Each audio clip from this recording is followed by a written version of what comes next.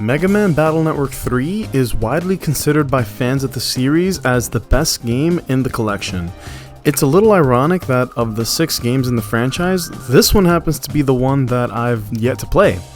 What exactly happened to Lan Hikari and his Navi MegaMan in this game, and what were the crazy things that I experienced on this journey? Let's get right into it because I have a lot to say about this game. MegaMan Battle Network 3 released in the summer of 2003, again only a year after Battle Network 2. Lan Hikari and his wonderful friends Dex, Meilu, and Yai are planning to hang out after school when a cowboy named Noboru Tsuneyama approaches them. And no, I swear this was not planned out. He informs the crew that the game is going to have a tournament arc later on, the N1 Grand Prix. Put a pin on that for now because things get dangerous in this game right away. Dex forgets his disc to do his homework at the school, so the crew has to break in during the night to get it. Of course, they run into the loudest burglar in history while they're here. To be fair to him, what he does lack in stealth, he makes up for in viciousness. What if he just pulls out the burner right now? You guys aren't stopping him with the power of friendship. What if he just blah, ba, ba, ba, ba? I'll kill all of yo! Someone get this man off the streets. This dude explicitly threatening 4 preteens definitely counts as a near-death scenario, the first of many in this game. Our friends took the initiative, so they're not over-relying on Lan and get hypnotized. Lan gets in without getting hypnotized, and we immediately encounter our first boss of the game, Flashman. Unlike many of the first bosses in the series, it feels like Flashman has a lot going on right off the bat. We do win, but Flashman pulls a Vegeta at the very end as his operator takes his leave. A better deal than what Arashi got in the last game. Why was this guy even in the principal's office to begin with? We still don't really know. Flashman's last attack seems to have damaged Lan's PET, so we head over to our dad so he can fix it. On the way there we meet Shisao, Dex's younger brother, who was told that Dex is the #1 net battler in the city. Since that title belongs to me, I don't hold back, even with his brother watching. Hey kid, life isn't fair. Something that I was reminded of later in this video. MegaMan has a trippy experience, and he has to find his way back to Lan's PET without the use of chips at all. This is something the game will do every now and then, which is put you in situations where you don't have the freedom to play your own way. My stubborn ass refuses to do things any other way though. Time for the class field trip. We head over to a place called Yoka, which has a zoo and an inn. Our dad gives us the fix to the Flashman bug and the Navi Cust. For my Resident Evil fans, this is basically the attaché case minigame. You get cool little buffs that you can put on MegaMan to customize him and make him stronger. Just in time for us to meet the fan favorite duo of Tamako and Metalman. They have a very minor appearance in the story later on, but I wanted to highlight them here because these character designs are dope. We head to the zoo and I immediately make an observation. I like gorillas a lot. Like a lot. I think they're a cool, funny animal. Looking back, it's kinda crazy to me that we never got a gorilla virus or even a boss in Battle Network or Star Force. So my question is this. Do you guys have any animal or concept that you guys would have liked to have seen as an enemy in the Battle Network games? My vote is for gorillas. As for what's actually happening at the zoo, all the animals are acting hostile and aggressive. The vibes are off and it only gets worse as this happens. Oh my god! I didn't understand how this incident could be tech related, but Capcom found a way to do it. The new zookeeper installed chips in all the animals to monitor their health. Using that chip, they used a program to change the behavior and turn them hostile. I can justify that. The gimmick to the zoo comp is a fairly unique one. It's a game of rock, paper, scissors plus the laws of the jungle. Some of them are pretty straightforward, but some of them can be very far-fetched.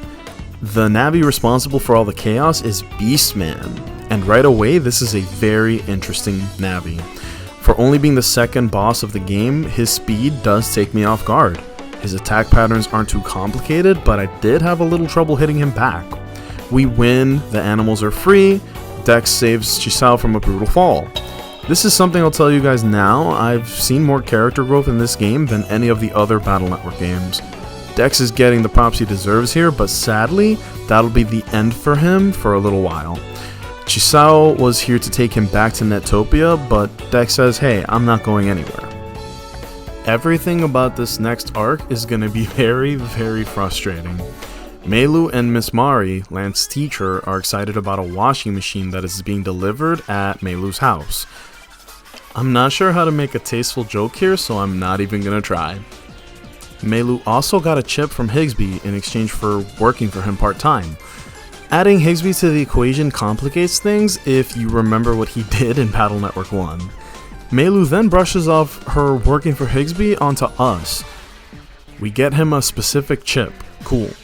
The washing machine shows up, and about 10 seconds after it's plugged in, it traps Meilu and Miss Mari in a bubble that can't be broken and is set to explode. Turns out that this is a World 3 brand washing machine and will cause destruction under Lord Wily. We hit the net to find who's responsible, and we find him immediately. It's Bubbleman. This is quite the character. First he hits MegaMan with the iconic Aoki look away and scrambles away. We follow him all the way to the end of Yoka, find a way to compress MegaMan's data so he can cross narrow paths, find a random programmer good enough to install it, go all the way back again just for Bubbleman to make an unbreakable bubble door that can only be broken by his own harpoon. He gives the weapon to his 3 goons and tells them to hide somewhere in the net.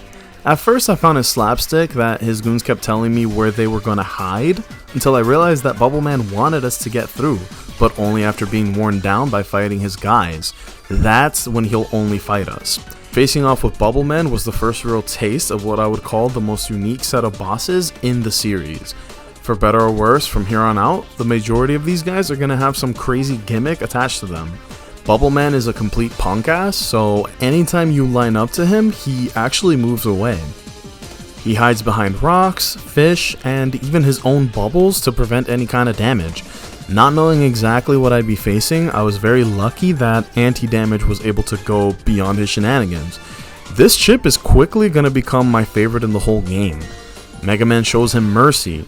Bubbleman stalls until all of his bubbles in the real world are about to explode and kill thousands of innocent people, and then he gets intercepted by Proto-Man, who finishes the job. Lance's soft-heartedness was a weakness here, something he may have to contemplate a little more than he normally would in these games.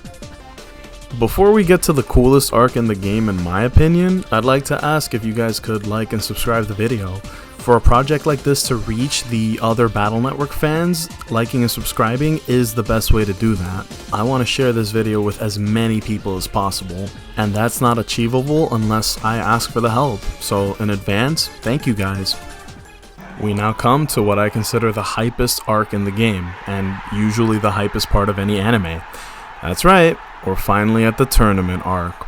Our dad gives us a PET case so that we don't have any more issues. Great foreshadowing. The tournament has old faces like Action Johnson and Jennifer, who survived Battle Network 2, and new faces like Tora, who gives me a very bad first impression and a hard time. New Race's turn just dropped, and with that we hit the main stage for introductions.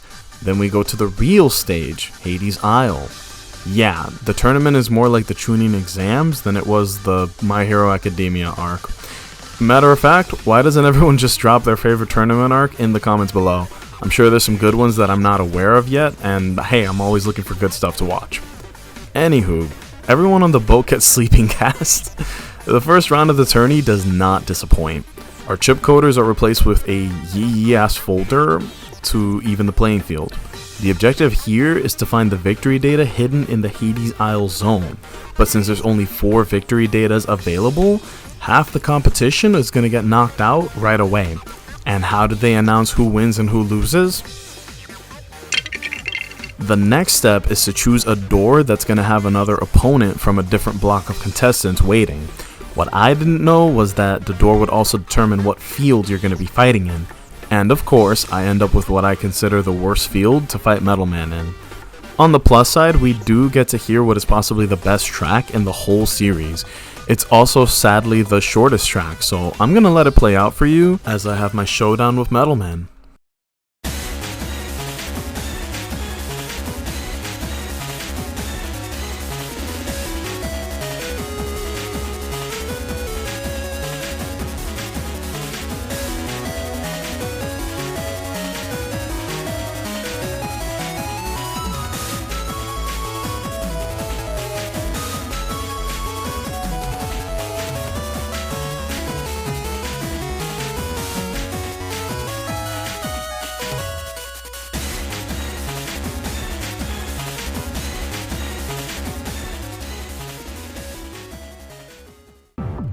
After sending Tamako to the gulag, we have to scour Hades' Isle for the best possible folder to use in the next step of the tournament. And with only a 3-minute time limit to do it, you have to use your time very efficiently. So of course, I trapped myself in a long conversation that ended up being completely pointless. With time running out, we run into Folder Boy, who gives us a supposedly fantastic folder if we can answer his questions in time. Here's how that went. Which style is ideal for operators that use busters? Shit! This dude probably gives a beast mode folder, doesn't he?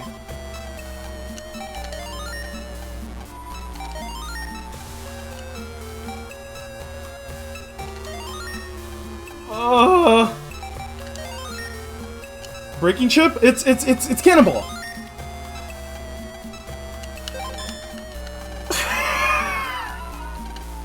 I think I got it. The main character energy is real. And with the next step of the tournament coming up, of course this is the person who we end up fighting. With the semifinals coming up, we go looking for Chad and increase our social link together.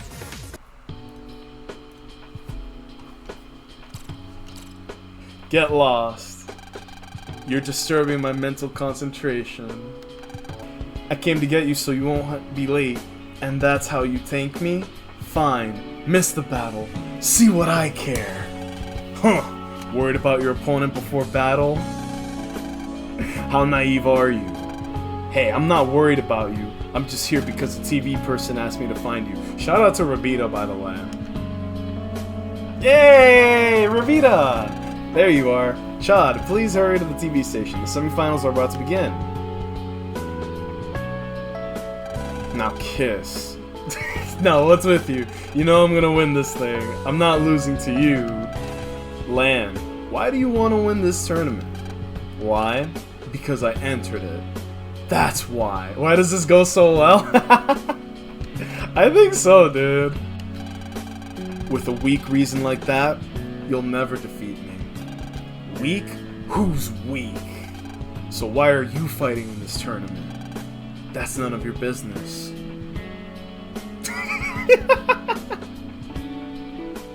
We get a closer look at the net battler Q, who actually reminds me of someone kind of interesting.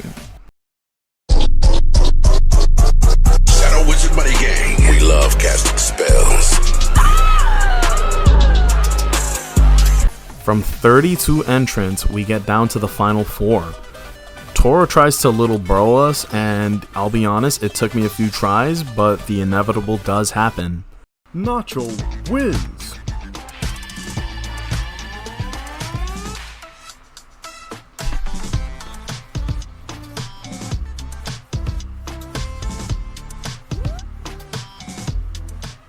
I gotta give a major shout out to Tora here. He teases Lan, but when he loses, he accepts it very gracefully and shows respect. Maybe I should take a page out of his book. A little more foreshadowing for you guys. Next up is Chad versus Net Battler Q. With the design of a Sorcerer Supreme, you'd think that he'd have some incredible Navi, right? Nope. Again, look at this yee ass Navi. And he's fighting Proto Man to a standstill? What's the secret here? Q's Navi decides to show us his true form, which ends up being Desert Man. With the charade over, Q shows us his true form, and I was genuinely caught off guard by this.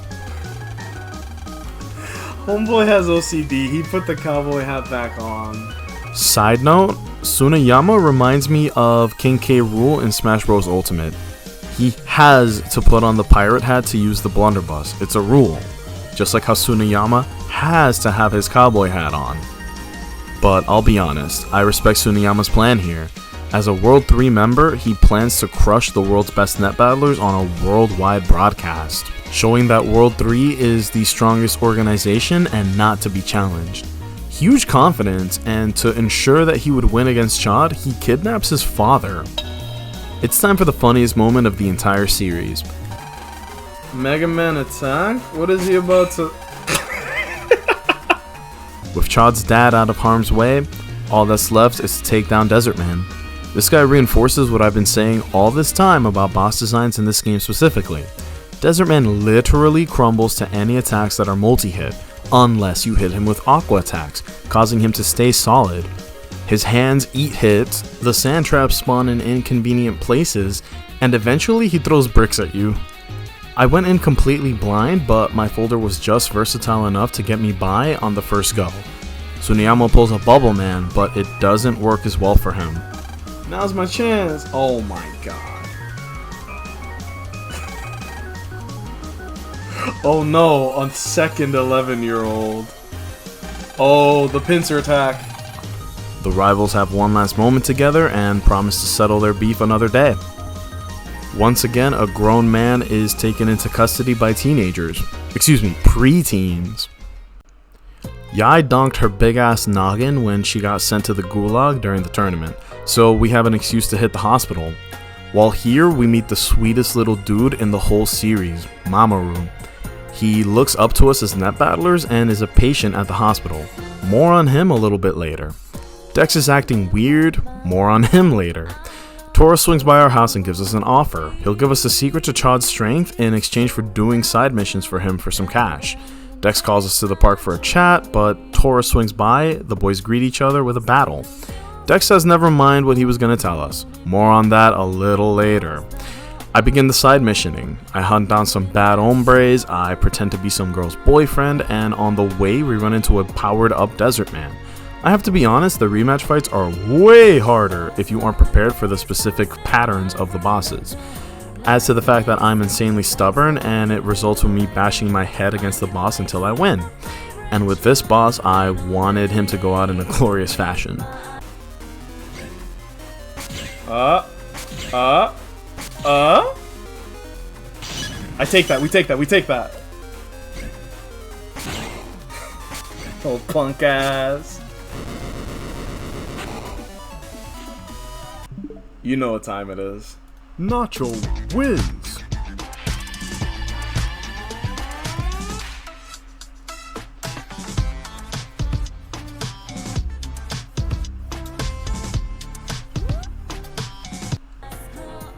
Did you guys really think he would beat me 9 times in a row?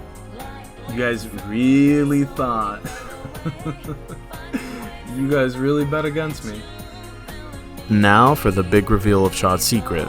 He's so strong because he trains for 10 hours a day. Every day. That reveal kind of flipped my world upside down.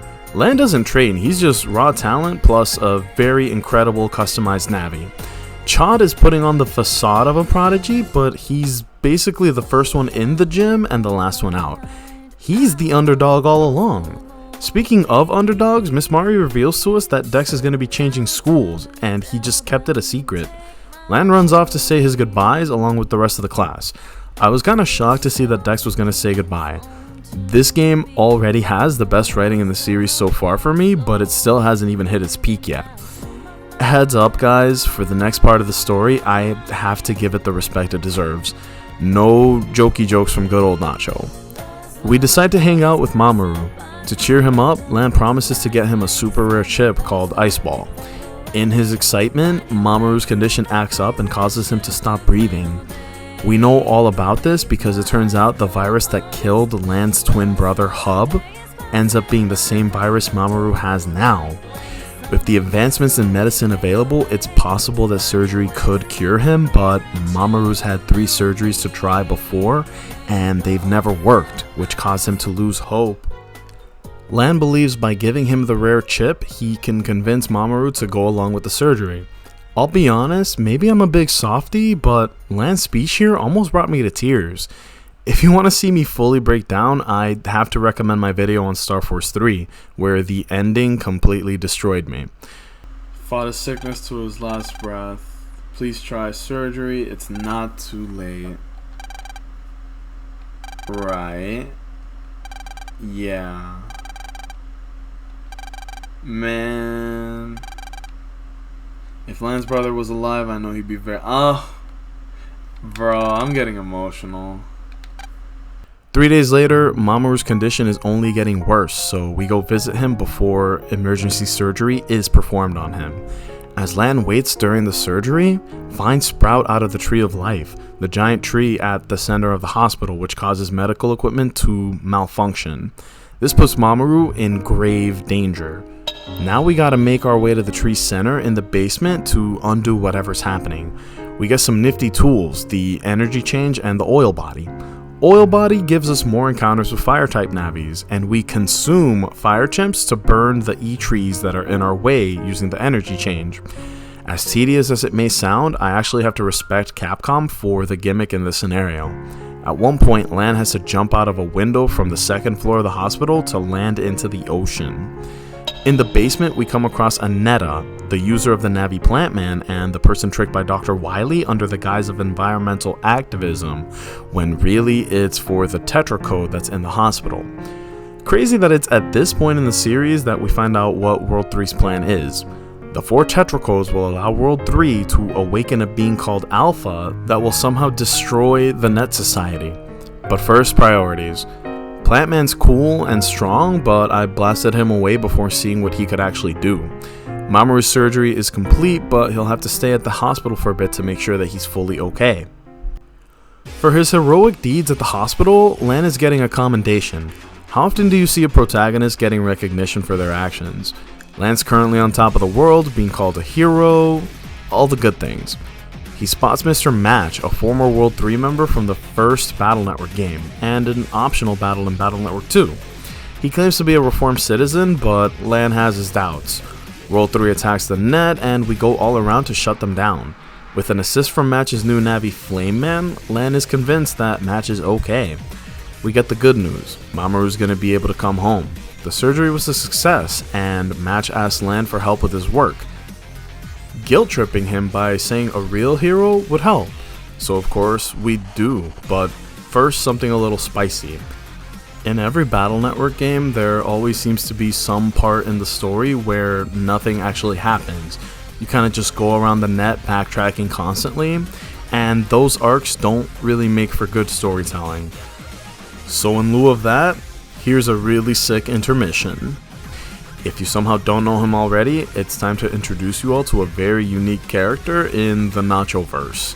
Veteran Twitch streamer, world famous net battler, and Sonic superfan Spielerman has made a few appearances already on my channel and in my streams, and that's because he's sort of a big brother figure to me when it comes to content creation as a whole. The dude is kind, hilarious, and somebody I want to emulate. So when he tells me he wants to battle me online, hey, I've never done that before, but I'm always open to the challenge. Here's how that all went. Yeah, they call me the chess master, Spieler. Oh! Oh no. He threw the toenail at me. What is this? What is random meter? Nope. I dodged those. I dodged those. Can I remember the order? Chat, he doesn't know. Chat, he doesn't know. He doesn't know. He doesn't know. This is gonna be great. Oh no! He is going to hit me with the meteor! Ah. Silly me. Ah! What the fuck was that? My heart is pounding so hard. Oh! Shake my hand. Shake my hand. Ah, shit. No. Round 2, bro. Round 2. I completely forgot. Round 2. Oh right. no. Oh, you Zet cannon me. Hi. No! This was a mistake. Oh, this. No, you! You!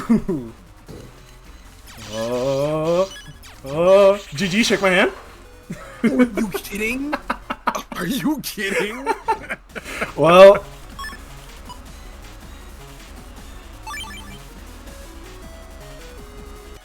Oh no, he hit me, LOL.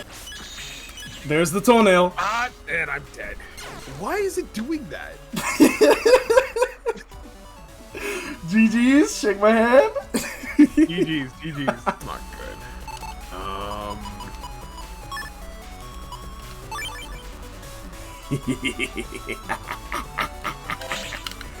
GG, no. Spieler, shake my hand. You wised up. If anything else, I'm happy I was able to pull that off. I don't even care if I lose. Spieler, man, thank you so much for that. No problem. That was a lot of fun. That was exhilarating. Nacho wins. Oh, that was fantastic, Nacho. You're a natural at this. That was great, that battle. We have to do this again sometime. That was a lot of fun. I gotta go though. I gotta go like right now, so I will talk to you later. But great first snap battle, buddy.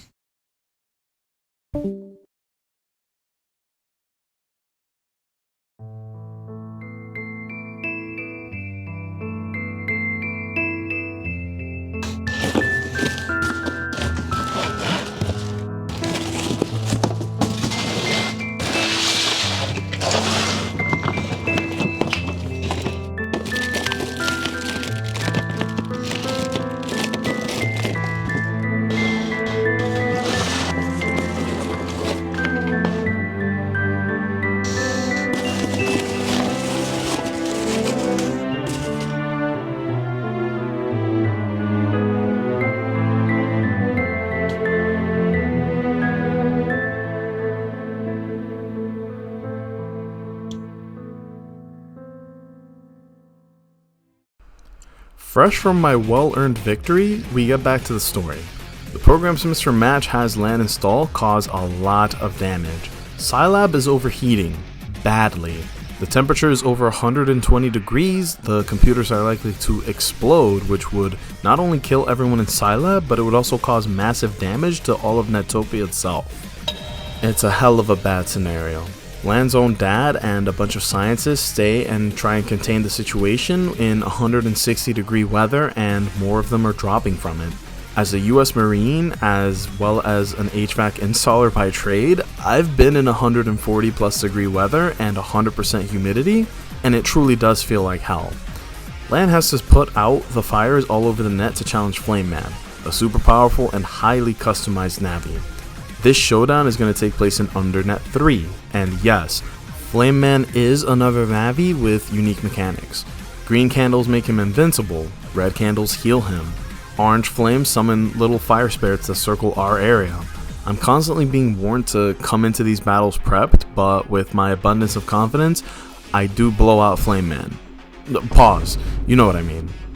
Narrative-wise, Flame Man actually catches MegaMan off guard, and just as he's gonna finish us, Base cashes in the Money in the Bank briefcase, claims to sense the power of the strong coming from us. He gets rid of Flame Man with one shot using that Markiplier punch, and then in the spirit of sportsmanship, I decide to give him the victory here. I know MegaMan is constantly in danger here, but I have to count this as a near death because this is a scripted L.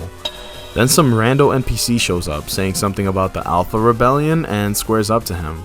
Before Base can do anything, Wily calls him away. Dad gets hospitalized along with dozens of other Scilab members, and guess who feels at fault about it? I didn't actually expect Lan to go through this experience in this game. To feel guilty for being tricked by Match and almost destroying Scilab, and being responsible for so much loss of life?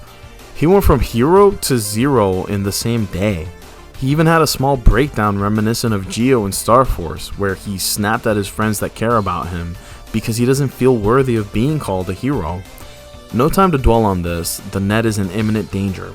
With World 3 in control of all 4 Tetra codes, all they need now is Alpha's data. Chad needs Lan to get a forbidden program from a Navi named S, but with Lan disheartened, he can't really accept the mission. Before starting the final chapter of the story, I found a very fun little feature that I didn't know about. After Spieler and I battled, we compared libraries. What I didn't know was that at the Higsby shop, you can buy one copy of any chip that's in your library. So thanks to Comrade Spielermon, who had completed his library, it meant that I had access to every chip in the game, including his hard-earned mega chips. I was simply lacking the money to really ball out and take advantage of it, so we don't touch it. For now. We run into Sean, the former leader of Gospel, the messy-ass crime syndicate from Battle Network 2, and we'll never see him again. But his attempt to make amends for his mistakes does inspire Lan to kind of fix what he calls a Scilab. I greatly respect Lan for working through the trauma and seeking redemption, a really inspiring and relatable story beat. So here's the briefing from Chad. The Undernet Navis have an exclusive ranking system from 10 to 1, like the fucking Espada from Bleach. You gotta rise through the ranks to get to S, who guards the forbidden program. Chad gives us Black Mind, a program that lets us blend in with the Undernavies. Do not like that name whatsoever. What I do like is the concept of ranking up, or down in this case. It's a real survival of the fittest deal, where the best of the best rise to the top, no matter the method. As you make your way up, navies under you are going to try you for your rank. It gives the story a very dynamic feel to it. As usual, very ahead of its time. There are some notable things from this arc. There's a ranked Navi who gives us his rank without a fight because he's tired of the grind and being hounded by those under him. Beastman ends up being one of the ranked Navis the whole time. We then get jumped by the former rank 8 after the Beastman fight. We even get a massive jump from 7 to 3 after running into Copyman pretending to be Gutsman, but only after the real Gutsman saves us from a trap, proving how strong and reliable he is. I gotta give this game respect for letting the side characters like Chad and Dex shine so much. It gives the world so much more flavor than the previous 2 games. It's just a shame that we don't get to see what Copyman really looks like, but it is what it is. Last but not least, rank number 2, which I found the funniest fight in the whole game. I love this dude.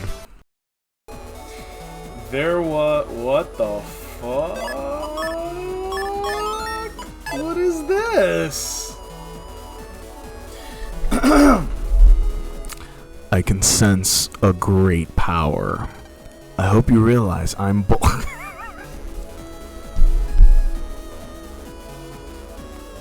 His name is Bullman. Are you kidding me? He did not just do that. Oh, I'm gonna send this dude straight to the gutter lane. Oh, strike! I didn't mean to do that. I meant to use the... Sorry.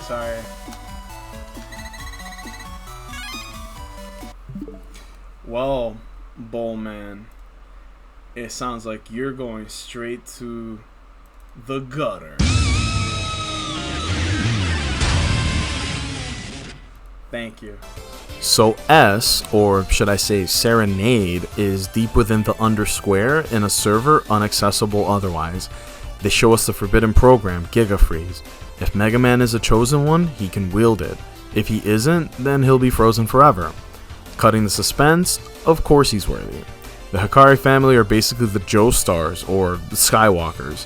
Everything in the world revolves around them and their family. But the game is constantly dropping bombs on me. The administrator of the Undernet is revealed to be none other than my sweet little cinnamon roll child, Mamoru. Check this out, y'all. The Undernet was made by Mamoru's father, a Scilab scientist, with the purpose of safely isolating the forbidden program. With the Undernet being so secluded, it became a great place for the ne'er-do-wells of society to hang out. And Drillman goes beast mode, steals Alpha, rips a hole in space-time, and now we gotta square up to him. I've been saying this all game, how unique these boss fights are.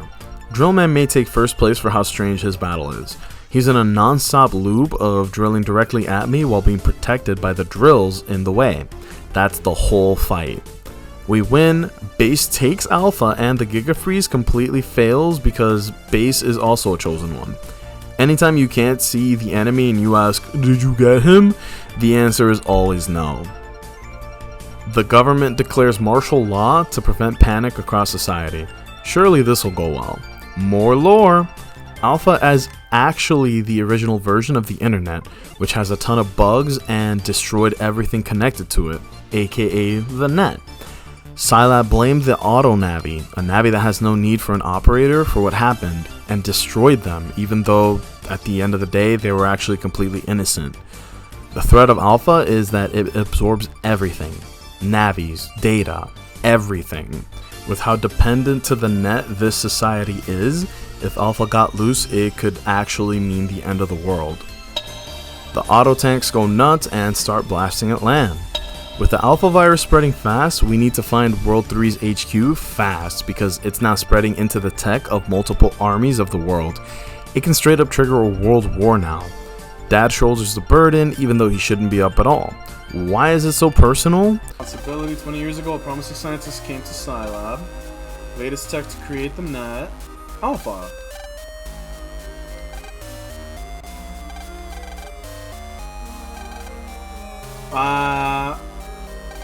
Tadashi Hikari. Yeah, I didn't know his dad's name, but yeah. Gramps created Alpha. We hijack the speedboat, get a supermotor from one of our very rich friends, and navigate the crazy waters to get to Dr. Wily's wacky water base. Also, Wily killed Inukai, Beastman's operator, because of his failure in the Undernet. Jeez. That one weird dude shows up and reveals himself as Dr. Cossack, the head of the independent Navi program. He shows us this pulse chair or whatever, and it's some straight up Matrix shit, yo. If you get hurt in the cyber world, you get hurt in real life.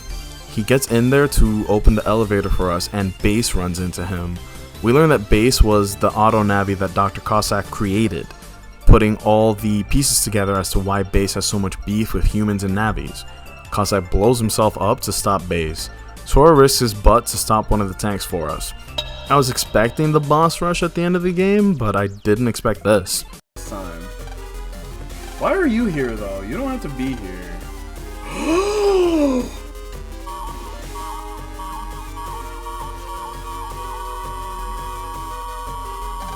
I know what that is. Is that why full synchro exists in Battle Network 4? Full synchro is something I recognize from Battle Network 4 through 6, and it's a state where Navi and Operator metaphorically become one to operate at full capacity. It seems that this is the first instance of full synchro in the series, and it ends up being on the opposing side. Now get ready for Battle Network 3's greatest hits in one go. We're still superior to Flashman, so with a bit of help from Kingman, GG. Next is Bubbleman's explosive bubbles. Bubbleman L, Desert Man L, and we run into this. Land. Oh my god, look at what we stepped into. This was one hell of a combination, and I do love a good gauntlet. Plantman was easy, but this time Flameman was a real hassle because the combo of healing plus invulnerability was pretty tough to handle. But we're almost there. What's that? Finally reaching Wily, the plan for him here is to use full synchro with Alpha, and with nowhere to jack in, we use the pulse transmission chair to full synchro with MegaMan and become one. Base absorbs Guardian, the last safeguard to keep Alpha in, and then we fight. His 100 damage aura means you don't have a choice, you need to be able to get rid of it in one shot. Nothing else will work. That being said, here's a fascinating interaction that I had. Base goes for the Markiplier punch, which I think is called Earth Break, runs into my pawn, and it counts as damage. Checkmate. And now for Wily's master plan. He manipulated Sean in Battle Network 2 to make Gospel, which in turn was made to create Base. This was all for Base's unique ability to absorb powers and get rid of the Guardian program. This means that Wily made Battle Network 2 happen to get to the endgame in Battle Network 3. I have to hand it to him, he's actually a genius. Then he gets eaten by Alpha. Oh, and so did Base. The Alpha fight was pretty cool. It was kind of like Beastman Deluxe to me than anything else, but once we got past it as well, we have a chat with Grandpa Hikari and then rush to get out. But of course, we get caught and absorbed by Alpha. Before things are over, MegaMan plans to overload and give Lan a chance to escape. He gives a heartfelt goodbye as both MegaMan and as Hub Hikari. This now leads us to the conclusion of the story. Lan has to accept that MegaMan is gone and how he over-relied on him for everything. It's a painful, brutal lesson and part of growing up and moving on. Even 4 months later, Lan having to be without him still hurts, but he's learning. On the night before Lan begins the 6th grade, his father's giving him a new Navi because it's required of everyone his age. I didn't expect this, but hey, a happy ending for Lan and Hub. After everything they've done, they deserve it. So this is the conclusion of the Battle Network 3 story, but you guys know me, we gotta go above and beyond. I've heard legends about how the postgame for Battle Network 3 is the best in the series, so I had to find out for myself. Time for the secret area. Only after spending a whole stream fighting the V3 versions of the bosses, thinking that it was necessary. Okay, now time to explore the secret area. But only after a token of my friendship from my buddy Spieler. With a completed library, it helped me make sure I could show you guys everything that the game has to offer, except the V4 versions of the Mega Chips, something I didn't even know existed. Unless... Life or,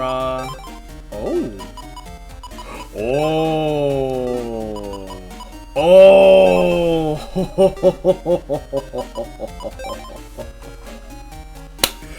Thanks for the hard work, Goofy!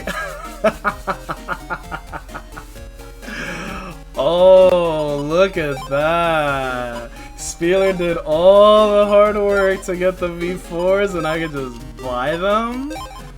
Ain't no way. You know what? Maybe I am in the mood for plan. Yeah, good work, Spieler.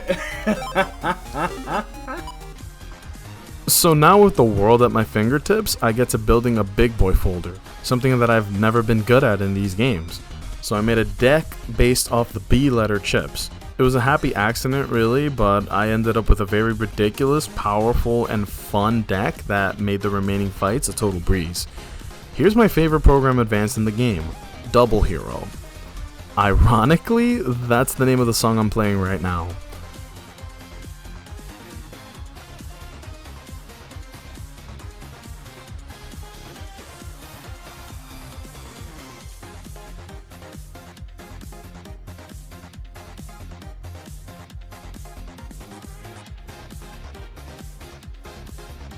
Now it's time for the secret area, for real this time, okay?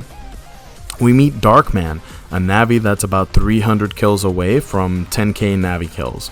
Very edgy, and while the fight has some spicy moments,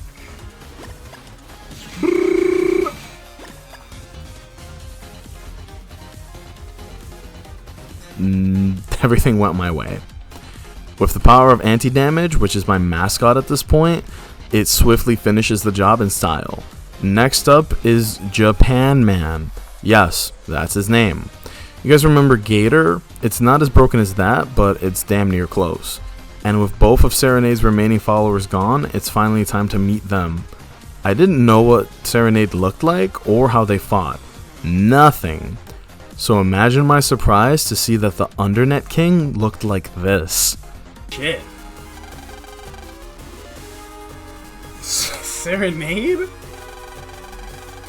Oh, he's cute! Why does he look so peaceful and tranquil? I shall permit a duel for the title of Under King. I was worried about Serenade, but he's so small. That's worse, Lan. The smaller they are, the tougher they are. Don't be fooled. This Navi isn't like anything I've ever faced before. He's strong. Alright. I have never even seen what this Navi looks like, so... cheers! What's your deal, Serenade? How do you love me to death? I'm not using base. I'm not using base. It wouldn't be right. The power scalers will call me a fraud if I do.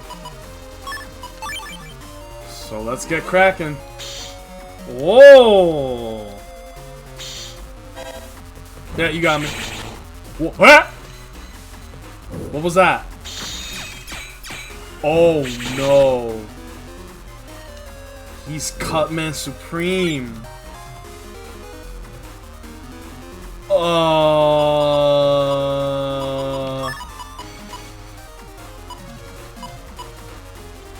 I'm not kidding, I don't know what's going on. What?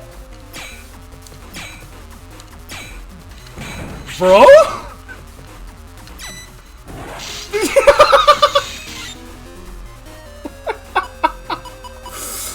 Excuse Alright, asshole. You've had it too good for too long.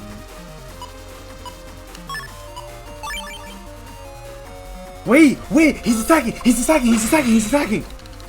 Mash.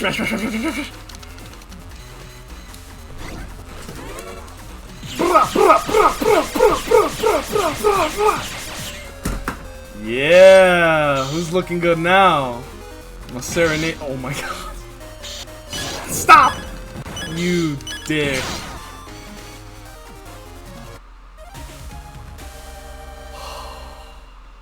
That was crazy. How did he do that? This is it. So, considering that was my first time seeing what Serenade could even do, I'm happy with those results. It's intense, the pace is all over the place, and it really is the pinnacle of the boss design ideology in Battle Network 3. Eventually, I achieved Nirvana and hit a crazy flow state to finish this guy off. And because my ego is an endless ocean, we do the unthinkable. Nobody saw that, right?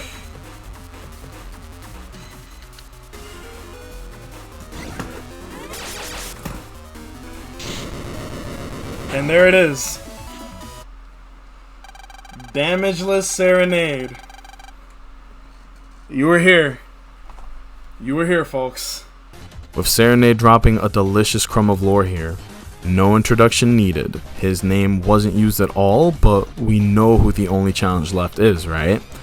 Except in this case, it's yet another recreation of base, not the original swallowed up by Alpha. Either that, or it's a case of good old amnesia, right? Either way, this guy was more powerful than ever thanks to the bug frags that we fed him. So let's get right to it. Base GS. The G stands for God damn. Base's aura is higher than ever. Just to be able to hurt him is the biggest issue. But one bullet did how much damage? Okay, buddy.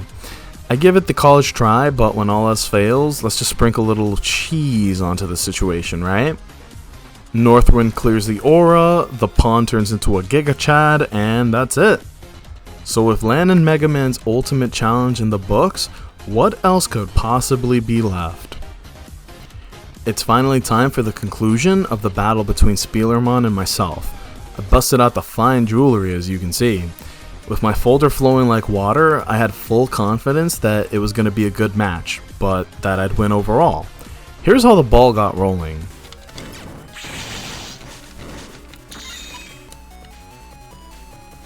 Big counter.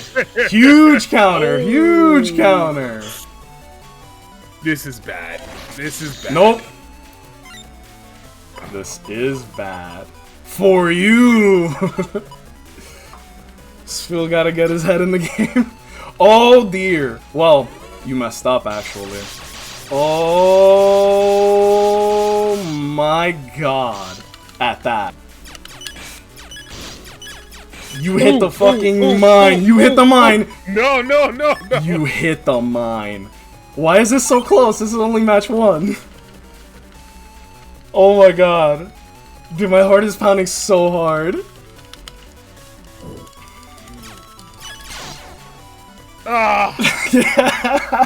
That was very close. That was literally one shot. Why was game 1 that intense? Game 1 went to the final shot. Game 2 was good, but I got hit with something I didn't know existed. Master Style. Master Style? Hello? Why am I getting jumped? What was that? What combination was that? So our first game goes to the best of 3 right away. And then I start to see the problem. No, what is this? There's nothing I can even do against that. Can you believe I have 2 of these in my deck? Oh my goodness. I have 2 full sets. Alright, game 1 goes to Spieler. Game 2 immediately goes a similar way. Obviously, I try my hardest to fight against the tide, but for experienced net battlers, you know how naive I am for believing. So with multiple double hero and master style, Spieler decides to switch to what he calls the BM folder. How bad could it possibly be? Let's see. Plantman takes an unbelievable amount of my health, then stunned me in place. I still managed to take a round, but here's how game 3 went. I'm assuming it's a secondary win con- Jesus. There goes half my health. And my flag, apparently, but I also don't get to move now. Yup. Very competitive, Spielerman. Very competitive. Didn't even try to make a competitive deck. No. I was just like, yeah, this breaks the game. Yeah. Alright, I'm gonna swap back to my other deck. Oh my goodness. I don't know, man. That like took the wind out of my sails.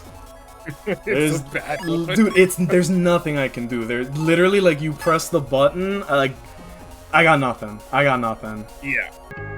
At this point, I was disheartened. There was no competition. It was just whoever pressed A first. I was playing a fun, honest deck and facing a stun deck. For the Yu-Gi-Oh fans out there, you know my frustration. Not being able to do anything at all? Yeah, this isn't the Spielerman that I know, the one who took me under his wing and really showed me something to aspire to when it comes to being a streamer. Something was off about him. So he switched to the first folder, which still had the program advances, but was somehow more fair. I try my best to fight fire with fire and start to play as dirty as I can, with Flashman into full cuss to capitalize on him being stunned. That's 2-1 for good old Nacho. And then this happens. At full health, he gets that master style again and simply one-shots me when I'm at full health.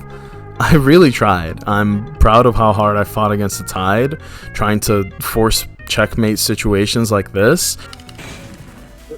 Checkmate! Checkmate! And making super aggressive plays. But it really takes the wind out of my sails when it all amounts to something like this. I had Plantman with wood plus 30, wood plus 30, nappy plus 20, nappy plus 20. Why am I even here? I'm not even kidding, dude. Why am I even here? Oh, I'm trying not to get salty, but like... No, it's bad. This is pointless! It feels so pointless. What do we got?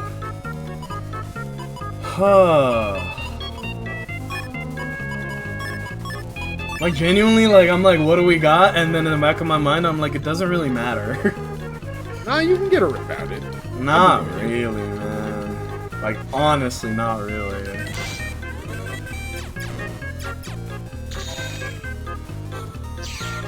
Fair. Alright. Oh.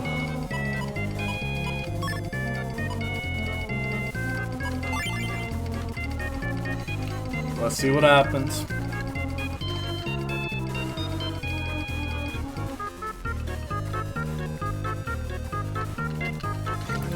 Oh, whoops. I'll be taking those. Boom. Bam. Bop. Bop. Oh, this is a fun little thing that just happened.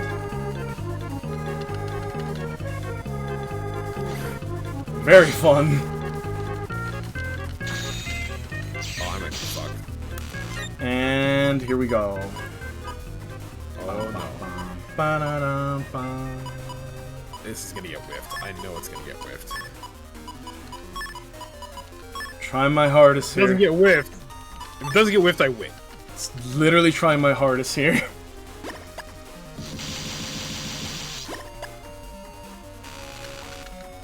Give me that. Oh, oh, oh. Oh my god. That's all of my health, Spieler. That is bullshit. I accidentally hit rematch. That okay? Oh, that's You okay. can't I tell know. me that wasn't like crazy. No, that was bullshit. I felt bad about that one. That was everything. I was just like, okay, that was bad. oh my. Okay, had I known that the online was gonna be like this, I wouldn't have done this at all. I'm being 100% honest with you. I know this I'm never is doing PvP again. Never, ever, ever. Nope. Okay. I'm good. There was no point to it. I try and combo as hard as I can, but all he needs is one chip and the fight is over. The part that hurts the most is that I didn't expect the dude I called a friend to do that to me. For the sake of putting on a good show, for the sake of sportsmanship, for the sake of a good fun match. I think I need to save my friend, which is why I came up with a way to even the playing field. Spieler and I will be having a race in the next game of the series, Battle Network 4. We'll play the game live on stream for a set amount of hours and then battle each other. An even playing ground, a real test of skills. May the best operator win. And the best way to catch it live is to follow us both on Twitch. Our communities are growing rapidly, and the more the merrier. Come root for me when I try and save this man's soul. Woo! This video was a doozy. I know how much Battle Network 3 means to the fanbase, so this is probably my most carefully crafted video to date. As of right now, Battle Network 3 has to be my favorite entry in the series. It's a hype story from start to finish. It has the most unique assortment of bosses, the best variety of chips, and a post-game boss that's worth being called a Hall of Famer. If there's any comments or feedback, please do let me know. I do read every comment. I hope you guys all enjoyed, and again, if you hit the like and subscribe, more Battle Network fans can see this, and more of you will be able to keep up with the adventure I'm going through here. None of this is possible without all the support that I get from you guys. So, genuinely, from the bottom of my heart, thank you guys so much. And until next time, that's all from me tonight. Peace. MegaMan Battle Network 3 Blue. All cleared. Congrats. That was worth it. That was worth it. I didn't think that he'd say that. You can connect with it.